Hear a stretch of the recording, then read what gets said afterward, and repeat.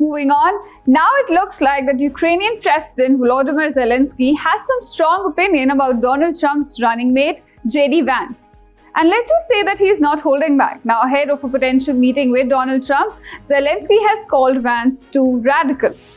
During an interview on Monday, Zelensky's no-nonsense diplomacy was on full display when he shared his thoughts about JD Vance.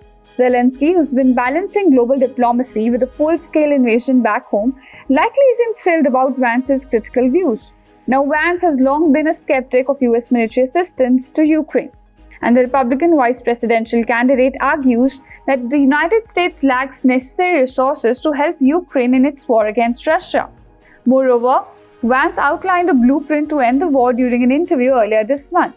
He also called for the establishment of a special demilitarized zone between the two warring nations, and that plan sparked outrage in Ukraine.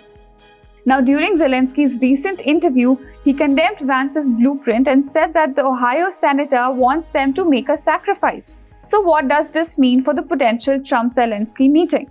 Well, things could get a little awkward to say the least. Trump has often praised Zelensky, but with JD Vance in the mix, it could turn into a diplomatic balancing act. After all, Trump and Vance have been pretty cozy politically, and Trump doesn't shy away from supporting his allies. It's definitely unusual for a foreign leader to make such a pointed remark about a US senator, especially one from a party that they might have to work again with. Now, Zelensky knows his audience, and this comment suggests that he's not afraid to stir the pot. So what's next? Will Zelensky's comment create tension between Trump and Vance? Or is it all just a part of the game in international diplomacy?